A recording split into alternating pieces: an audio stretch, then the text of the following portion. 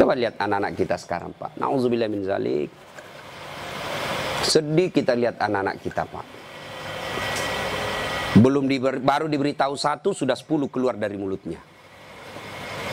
Nah, sekarang pertanyaan, kenapa anak-anak kita begitu? Kenapa kira-kira? Apakah sepenuhnya salah anak? Tidak. 90% salahnya orang tua mendidik anak kita. Salah. Salah dari mendidik. Silakan baca hasil penelitian psikologi pendidikan. Silakan baca tulisan-tulisan di koran, di majalah tentang proses pendidikan. Silakan. Tapi keliru dan sesat ketika Bapak Ibu tidak buka Quran, khususnya surah Luqman untuk mendidik anak. Kita baca riset rujukan dari Eropa, rujukan dari Amerika. Tapi kita tidak pernah buka Quran dalam mendidik anak. Hakul yakin, kalau kita jauhi Quran mendidik anak, maka anak kita bisa jadi cerdas, bisa jadi jabatan tinggi, tapi tidak tahu sopan santun kepada orang tuanya.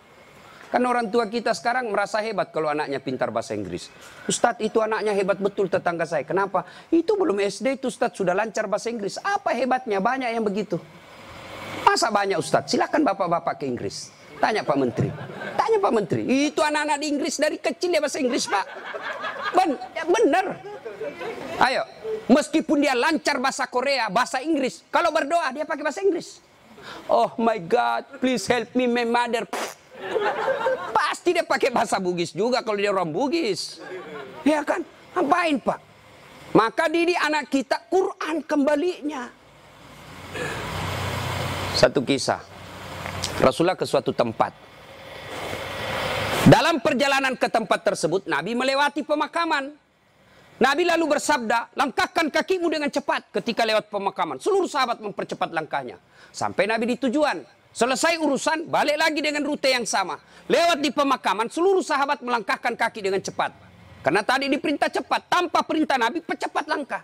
Nabi katakan, tidak usah, kau santai aja jalan. Ya Rasulullah, tadi pergi disuruh cepat, sekarang kau tidak. Kata Nabi, tadi itu andai kau diberi telinga seperti pendengaranku. Tadi itu waktu pergi disiksa orang dalam kubur.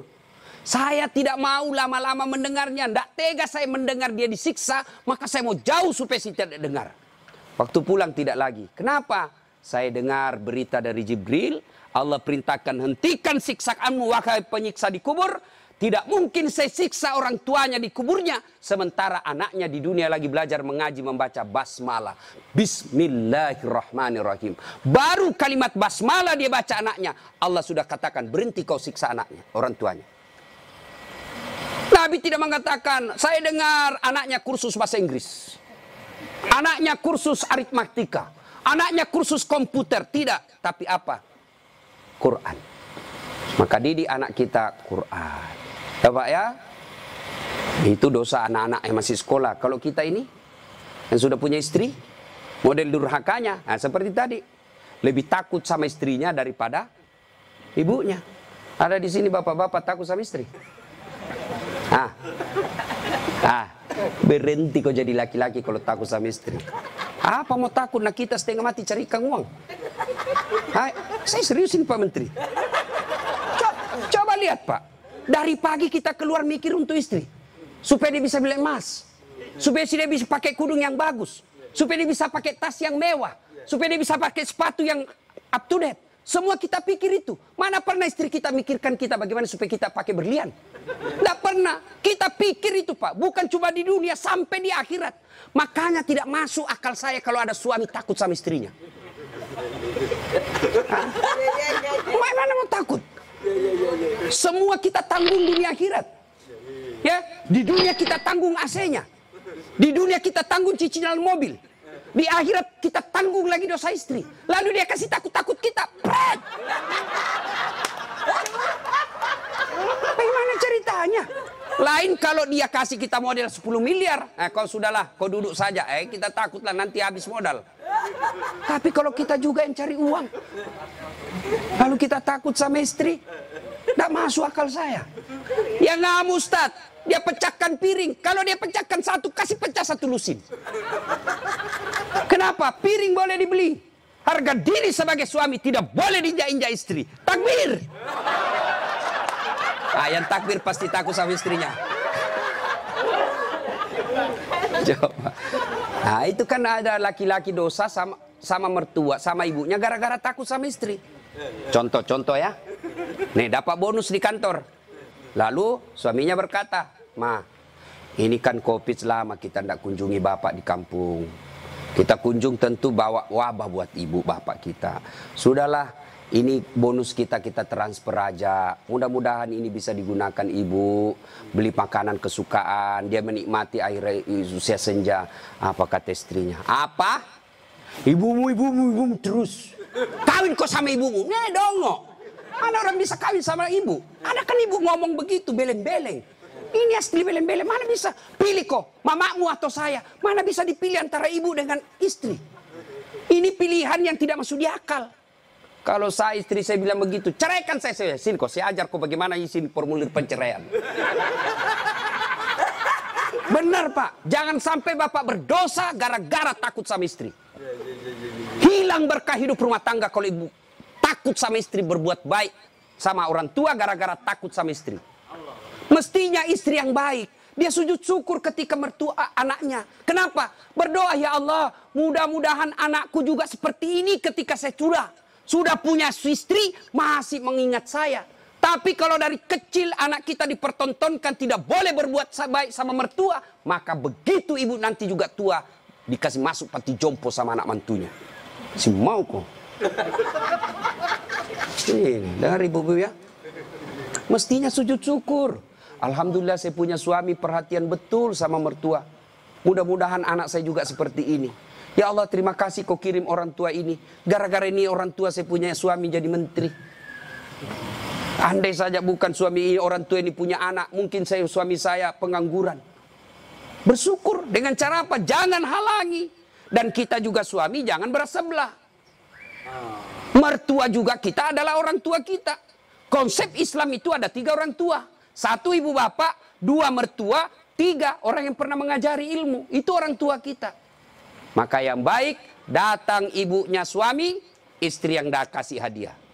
Datang orang tuanya istri, suami yang kasih hadiah. Malah jangan sembunyi-sembunyi. Karena takut sama istri, masuk di dapur mamanya, "Mak, jangan dilihat istri saya, mati saya." Beleng-beleng. Ya? Takbir. Jangan sampai bapak menjadi anak durhaka hanya karena takut kepada istri. Itu camkan itu Pak. Maka saya bilang sama istri saya, boleh kau marah-marah sama saya. Ada rezeki dari saya kau habisi duit, itu rezekimu. Boleh kau maki-maki saya kalau kau marah. Boleh kau lempar kepalaku, yang penting tidak dikena. Satu yang tidak boleh sedengar, jangan pernah kau sakiti perasaan ibu saya. Begitu sakit perasaan ibu saya, tidak ada mantan orang tua. Tapi istri, banyak namanya mantan istri. Nah itu harus tegas, ini prinsip buat kita anak. Nah ini golongan pertama yang menderita ketika sakaratil maut, anak yang durhaka kepada orang tuanya. Bagaimana dengan almarhum anak Pak Tony? Atau kita yang sudah meninggal orang tuanya? "Ustadz, saya dulu anak durhaka Ustadz. Berapa sering saya kasih keluar air mata ibu saya Ustadz. Tapi saya sudah sadar, saya sudah hijrah sekarang. Tapi orang tua saya sudah ada kubur. Gimana cara berbuat baiknya?" 1, doakan. Mendoakan orang tua tidak harus pakai bahasa Arab. Mendoakan orang tua bagi yang menikah ada 4 minimal kita minta. Ya Allah, ampuni dosanya. 2, terima amalnya. Ada amal tidak diterima? Ada. Amal-amal pilkada.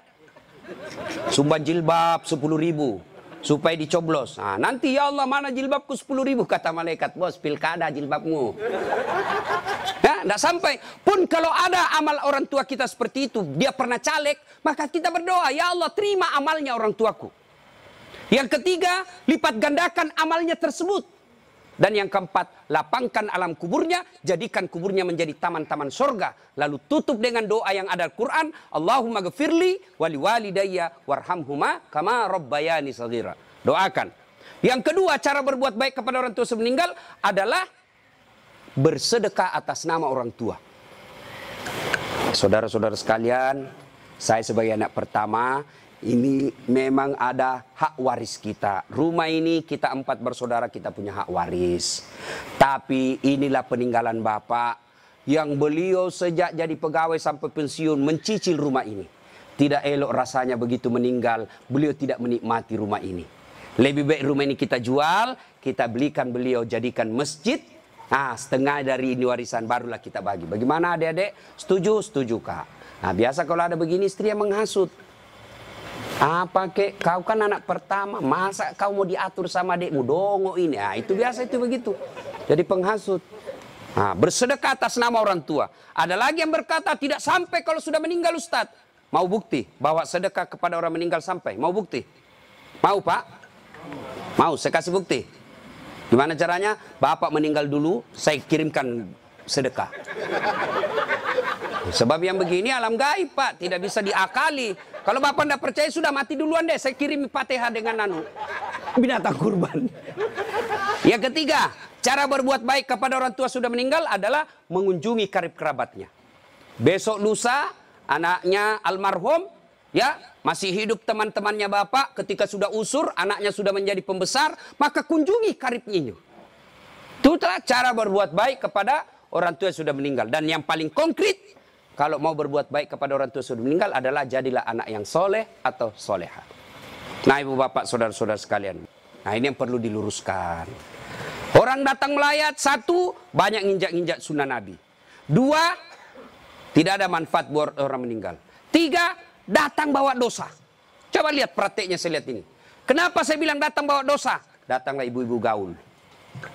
Kudung hitam, baju hitam, rok hitam, kacamata hitam, payung hitam. Saya tanya, kenapa hitam-hitam? Dia bilang, Ustaz, selebriti. Tidak, sunnah itu putih-putih. Dosa enggak hitam-hitam? Tidak, tapi dicintai Allah dan Rasulnya kalau bapak ibu pakai putih-putih. Dua, datang tambah-tambah dosa. Itu tadi sunnah Nabi. Yang kedua, datang tambah-tambah dosa. Kenapa tambah-tambah dosa? Datang cerita jelek aja orang, Pak. Lewat satu, terutama ibu-ibu tuh. Mulai pintu dia lihat, Pak. Mulai dilihat dari ujung rambut sampai ujung kaki. Lewat, si Kobi itu kata orang Bugis. Si Kobi nih. Apa? Dia enggak cerita, tapi mulutnya, matanya sinis. Kenapa? Lipstiknya palsu. Kenapa kau tahu? Melengket di giginya. Sudah satu dia gosip, lewat lagi satu. Tidak serasi kudunya sama roknya. Dia bilang, iyo kayak umbul-umbul. Bahkan Ustadz pun digosipnya. Lewat Ustadz Dasar, itu juga bajunya yang di YouTube. Tadi saya lewat, ada saya dengar, itu juga bajunya yang di YouTube itu Pak Ustadz. Kenapa? Saya yang pakai baju kau yang sibuk. Nah, itu gosip. Maka ibu majelis taklim saya di Makassar, saya anjurkan. Ibu datang melayat, satu, ada wudhu. Dua, bawa Quran minimal surah Yasin. Tiga, begitu datang, ibu baca Yasin bareng-bareng. Tidak bisa baca Yasin bareng-bareng, itu majelis taklim yang baik. Ketua majelis taklimnya, saudara-saudara sekalian, mari kita baca Yasin bareng-bareng, saya pimpin. Itu majelis taklim yang manfaat. Bukan ngurus baju seragam. Apalagi memanfaatkan pilkada. Pak, anggota majelis taklim saya 300, Pak. Tapi amban, Pak. Tapi minta tolong seragam, Pak, ya. Ada juga majelis taklim memanfaatkan begitu proposal banyak ketika pilkada. Nah, maka majelis taklim yang bagus, ada orang wafat, pimpin tahlilan. Sudah itu, tidak bisa baca Yasin, Ustaz.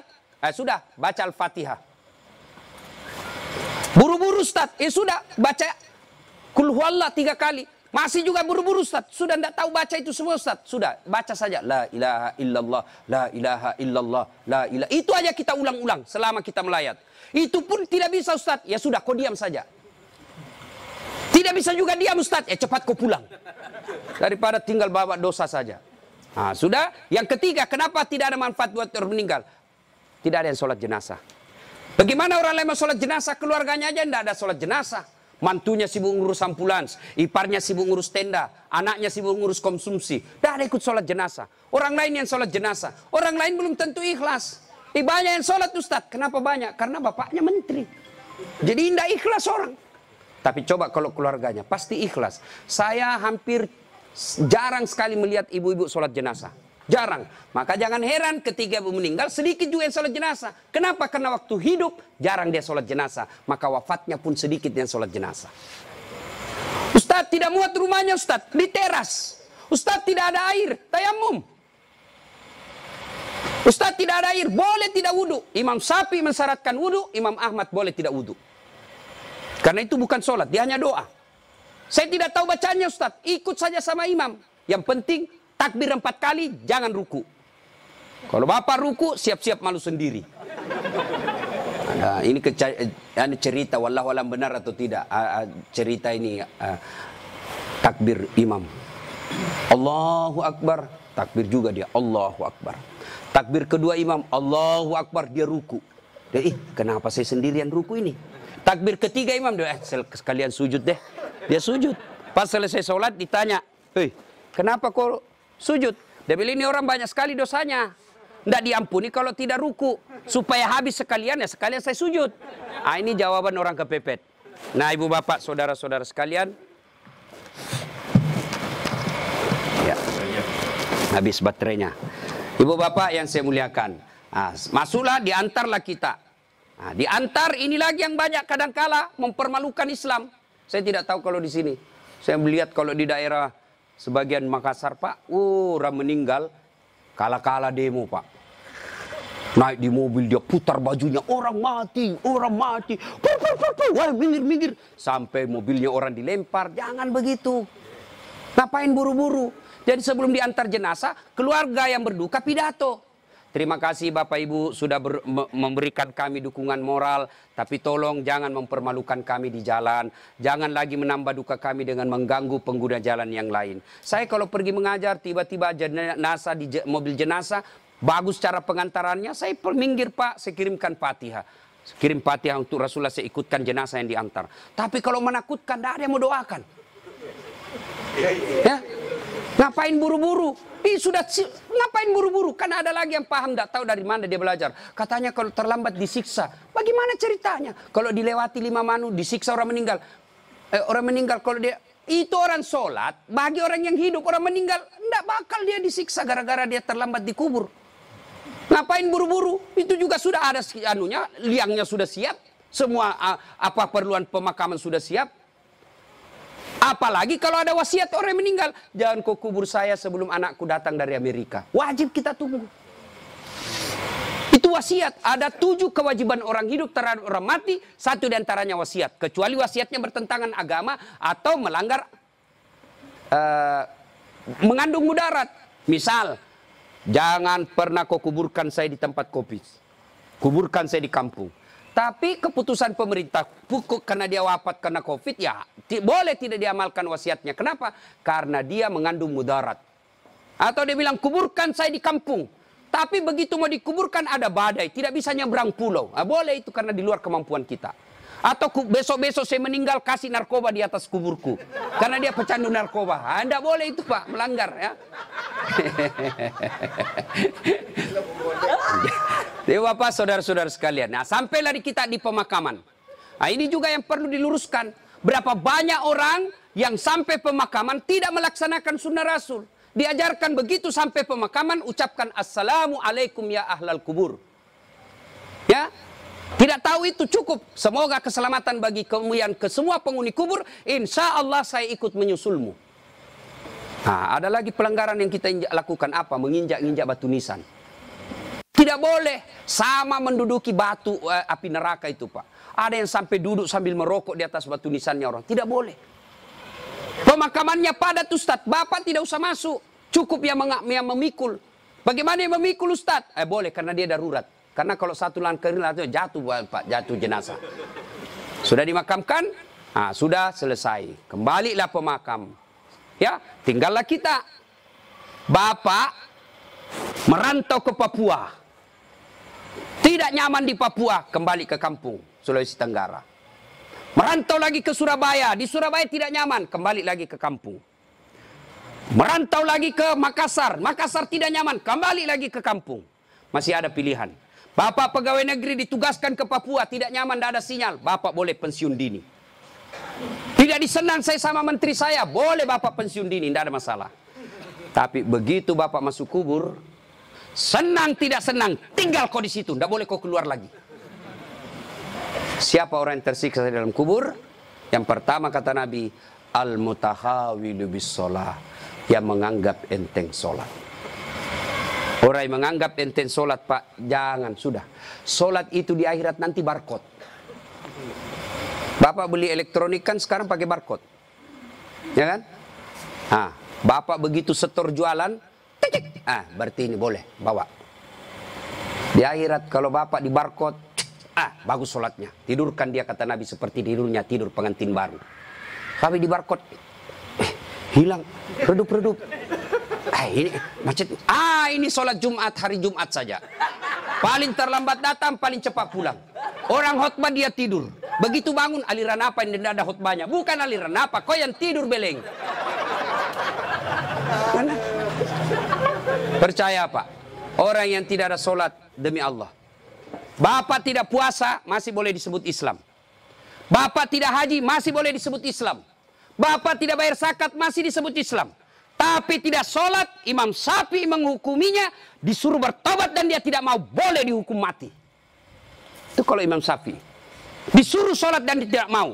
Disuruh bertobat dia tidak mau, kata Imam Syafi'i, boleh dia dihukum mati. Begitu pentingnya sholat. Ketika Allah perintah puasa, ayat saja turun. Allah perintah haji, ayat saja turun. Allah perintah zakat, ayat saja turun. Allah perintah sholat, tidak boleh ayat turun. Rasulullah dijemput oleh 4 malaikat menghadap kepada Allah. Kenapa? Ini perintah penting. Diberikan perintah sholat. Pak Menteri, ada himbauan kepada seluruh kepala daerah se-Indonesia, hanya berupa himbauan cukup WhatsApp dalam grup. Tapi kalau itu berupa SK yang penting, Gubernur datang kantor Menteri. Kenapa? Ini penting. Tidak boleh kau di WhatsApp. Sholat demikian pentingnya, sehingga Nabi harus diundang menghadap. Itulah disebut Isra dan Mi'raj. Bapak kerja jadi Grab, jadi menteri. Munafik kalau bapak katakan, bukan untuk dunia saya. Bohong. Kita bekerja apapun profesi kita untuk memperbaiki dunia. Lalu siapa yang punya dunia? Allah Subhanahu wa ta'ala. Artinya, mustahil dunia dalam genggaman. Kalau yang punya dunia bapak jauhi. Saya kasih contoh. Saya akrab dengan Pak Menteri. Saya datang ke Jakarta. Pak Menteri, saya mau jalan-jalan Jakarta ini, tapi tidak ada mobilku Pak Menteri. Kata Pak Menteri, aman terkendali Ustadz. Pak Menteri telepon ajudan. Ajudan, siap Pak Menteri. Itu ada Ustadz Dasat, kau jemput dia. Nanti dikena lagi kita diceramah. Kau jemput dia. Kasih mobil yang bagus, kasih pengawalan, jangan lupa kasih pembeli pulsa. 1 jam kemudian datang ajudan. Tabe, Pak Ustadz, kiriman Pak Menteri. Aman, selesai masalah saya di Jakarta. Kenapa? Saya akrab sama Pak Menteri. Anda dari Makassar tidak pernah ketemu, tidak pernah silaturahmi, tidak pernah didengar namanya, tidak pernah lihat. Assalamualaikum Pak Menteri. Boleh pinjam mobilnya? Siapa ditelepon Pak Menteri? Ajudan, bukan. Siapa? Kapolres. Tangkap itu, penipu. Tidak pernah ketemu pinjam mobil. Pasti penipu itu. Demikian juga dengan Allah. Bapak tidak pernah sholat. Tiba-tiba sakit, ya Allah, saya sudah capek sakit, ya Allah, sembuhkan penyakitku. Allah berfirman, malaikat, karena dia sudah capek, sekali cabut nyawanya. Sholat Pak. Apa alasan Bapak tidak mau sholat? Coba bilang, ayo malas sholat ini. Ayo, bilang kok apa? Saya tantang kok ini hari. Paling ibu-ibu haid. 3 kali haid 1 bulan. Kenapa tidak sholat? Lagi mens. Kenapa tidak sholat? Datang bulan. Kenapa sholat? Iya, halangan. Itu aja, semua itu 3 kali 1 bulan. Mana bisa. Bilang suaminya, kenapa belum sholat ibu? Biasanya cuma 5 hari, ini kok sudah 7 hari belum sholat. Orang belum bersih. Masih ada sedikit-sedikit. Dia bilang suaminya, kok bohong ya? Apa bohong? Saya kasih lihat kau. Beleng-beleng. Apa kasih lihat dong? Ya. Apalagi ibu-ibu banyak tidak sholat. Kalau ada pesta pengantin, mukanya dikira tembok, coklat, biru, krem, abu-abu. Apalagi banyak ibu tidak sholat, gara-gara apa? Jilbab. Jilbab sakaratil maut. 3 lapis. Saya ini keliling-keliling ceramah Pak. Saya ke Brunei, itu ibu di sana, siku 3 saja kasih peniti selesai. Di Malaysia juga begitu, Filipina Selatan juga begitu. Saudi, lebih gampang masuk, kasih selesai Pak. Di sini la haula wala quwwata illa billah. Bingung saya bisa lihat, dia pengantin gimana caranya dipakai ini ya. 3 lapis Pak, ada miring-miring sedikit. Ada cipin-cipin ini, ada kayak pohon di belakangnya. Begitu dia bilang suaminya, Bu, kau pergi sholat. Sadar kok Pak, saya sadar, saya suruh kau sholat. Bisa sholat, kau ndak lihat ini Pak, 1 jam dipakai di jilbab. Dongo. Gara-gara jilbab ndak sholat, beleng-beleng. Ya nggak tahu Bu, saya suruh sini sholat Pak. Adik-adik, saya bisa cerita seperti ini karena saya alami. Percayalah Pak, Mustahil Allah sengsarakan hidupnya orang baik sholatnya. Tuhan apa yang sengsarakan hidupnya orang baik sholatnya? Udahlah Pak, Bapak mau dekat sama Pak Menteri, tidak usah cari muka sama Menteri. Muka Bapak sudah bagus. Ada juga siapa? Ya, cemen lu men. Kerja aja yang baik. Selebihnya sholat, minta kepada Allah. Kecil buat Allah jadi menteri. Kecil buat Allah dapat proyek, kecil. Jangankan yang tidak masuk, yang masuk akal. Tidak masuk akal Allah kasih. Masuk akal enggak manusia dibakar hidup-hidup bisa hidup? Masuk akal enggak? Enggak masuk akal. Tapi kalau Allah mau, Ibrahim alaihissalam dibakar keluar kedinginan. Masuk akal enggak perempuan hamil tidak pernah disentuh laki-laki? Kata ilmu kedokteran enggak mungkin Ustaz. Tapi kalau Allah yang mau, Siti Maryam. Akhir Isa tanpa pernah disentuh laki-laki. Cuma sekarang banyak perempuan mau sayang Siti Maryam. Ada suaminya, ada anaknya, beling-beling. Coba. Coba. Subhanallah. Banyak kejadian tidak masuk akal tapi terjadi. Masuk akal enggak orang bisa hidup dalam perut ikan? Ada pernah masuk perut ikan? Kalau saya ikan masuk dalam perutku. Kalau Allah yang mau, Yunus alaihissalam 40 hari dalam perut ikan, hidup keluar dengan selamat. Apalagi sekedar punya mobil kecil buat Allah, kecil. Lunas rumahmu kecil buat Allah, terhindar dari wabah kecil buat Allah. Allah cuma minta ista'inu bisabri wassalah. Sabar, perbaiki solatmu, saya yang selesaikan semua masalahmu. Itu janji Allah, bukan janji caleg. Kalau caleg Pak dikasih semua kita namanya Pak, pilih saya, gampang, sama-sama kita orang Bugis. Ini masalah, ada masalahmu telepon saya 24 jam. Begitu ada masalahnya dia ganti nomor HP-nya Pak. Bapak saudara-saudara sekalian, banyak yang ingin saya sampaikan tapi waktu yang terbatas. Pada akhirnya saya tidak pernah berpikir berdiri di tempat ini.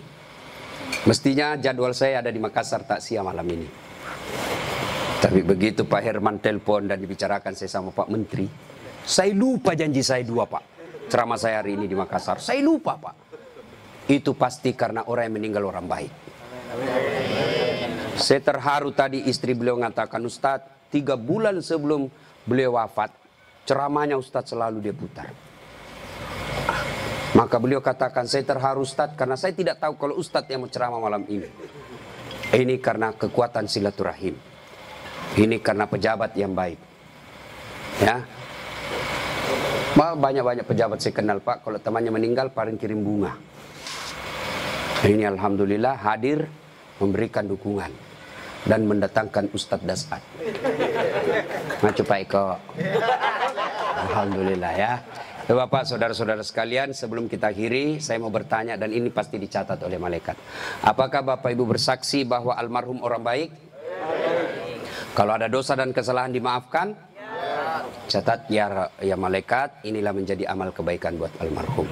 Banyak yang ingin saya sampaikan tapi waktu yang sangat terbatas. Untuk ingin mendengarkan ceramah saya lagi, gampang, silahkan buka channel YouTube saya, Dasat Latif. Nah, jangan lupa like and share. Atau di Instagram Dasat Latif 1212. Terima kasih. Sebagai kesimpulan, kullu nafsin sa'ikatil maut. Semua yang hidup pasti akan mati. Al mautu babun. Mati adalah pintu yang setiap kita pasti melewatinya. Karenanya yang jadi masalah sesungguhnya bukan mati itu. Yang jadi masalah adalah sudah siapkah kita menghadapi kematian itu. Dan apa bekal sebaik-baik dalam menghadapi kematian? Satu diantaranya takwa. Dan takwa itu operasionalnya, wujud nyatanya. Birrul walidain, berbuat baik kepada kedua orang tua. Dan peliharalah sholat dengan sebaik-baiknya. Demikian, lebih dan kurangnya mohon dimaafkan. Nun wal kalam ya misturun. Billahi fisabilil haq. Sebelum kita akhiri, mari kita kirimkan suratul Fatihah kepada Rasulullah Muhammad SAW. Khasiat dan keutamanya kita ikhlaskan untuk almarhum Bapak Tony Effendi bin Muslim Effendi. Ila hadratil Nabi Mustafa Muhammad SAW. Summa hususil ruhil almarhum Tony Effendi bin Muslim Effendi. Al-Fatihah.